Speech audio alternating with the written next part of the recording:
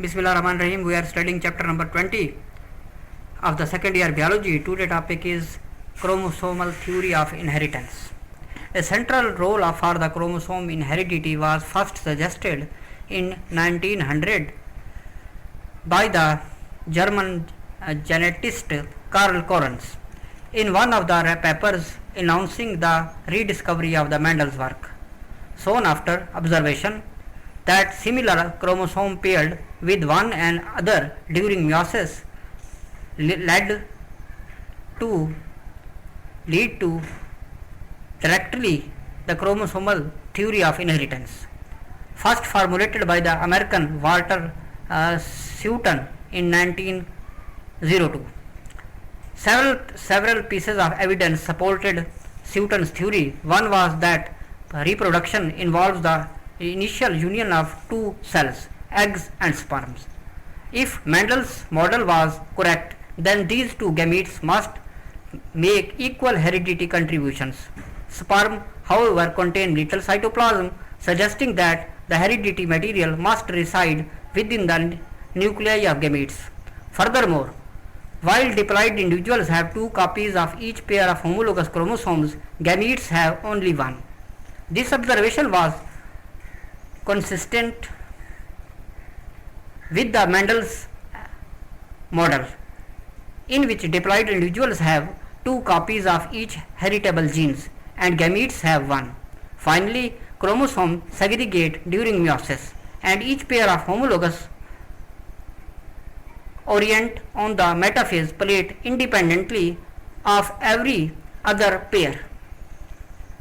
There is, however, one problem with this theory.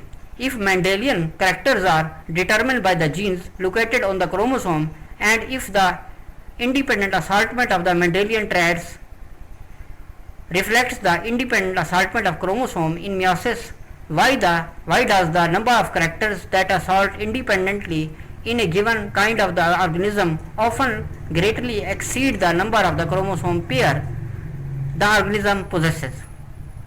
This has led many early researchers to have serious reservation about the Sutton theory. In 1910, Thomas Hunt Morgan, studying the fruit fly Drosophila melanogaster, detected a mutant male fly, one that differed strikingly from the normal flies of the same species. Its eyes were white instead of red. Morgan crossed mutant male to normal female. All F1 progeny had red eyes. He then crossed the red-eyed flies with the F1 generation with each other.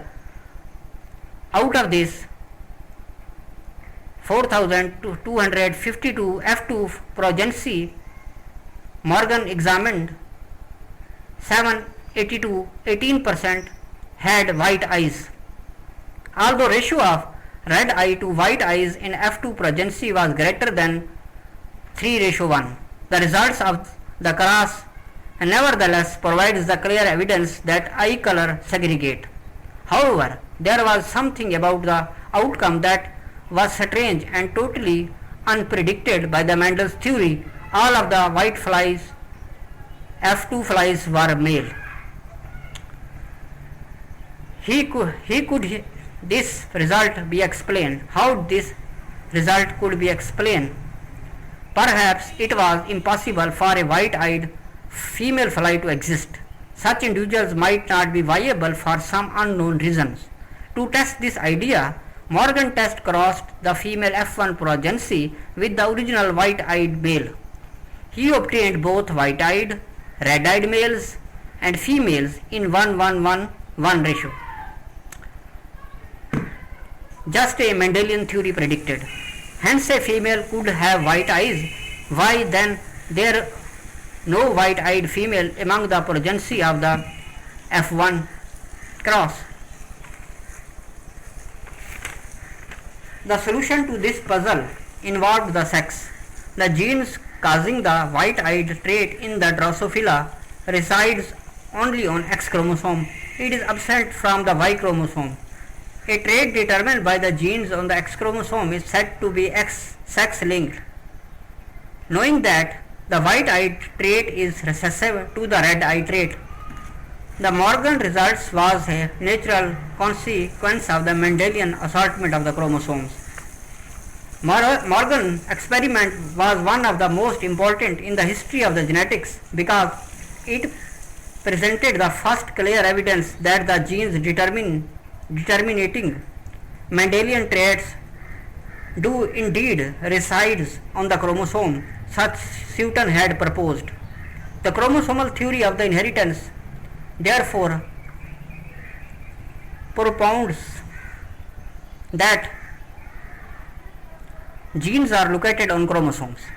The segregation of white eye trait has one-to-one correspondence with the segregation of the X chromosome. In other words, Mendelian traits such as eye color in the Drosophila assort independently because chromosomes do. Thanks for watching.